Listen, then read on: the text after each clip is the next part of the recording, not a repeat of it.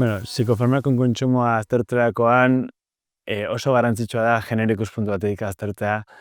Badakigu neska eta mutilen artean sintoma berdintsuak edo inkluso diagnostiko berdina duten kasutan emakumeek preskripzioa jasotzeko aukera gehiago dutela. Familiak ere badu oso paper garrantzitsua instituzio gisa, azkenean gazte edo nerabe askok familian ukitzen dutelako lehenengo harremana psikofarmakon kontsumoarekin, ez? Haien moduan, semeei esaten die, zaintza modu batean ere, pastilla badela modu bat, ez? Konponbide bat. Nerabeen osasun mentala hitz egiten ari garen momentuan konturatu behar gara ez gaudela nerabe bakarti baten egoerataz hitz egiten.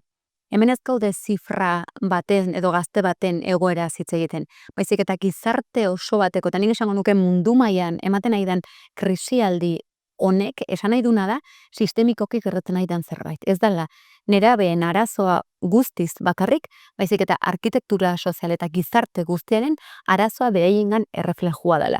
Ondoezari hobeto aurre egiteko eta era berean edo horrekin batera osasun mentala sustatzeko asmoarekin, hainbat neurri implementatu behar ditugu hainbat eremuetan.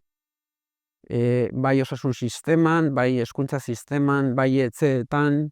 Noski, gau batetik,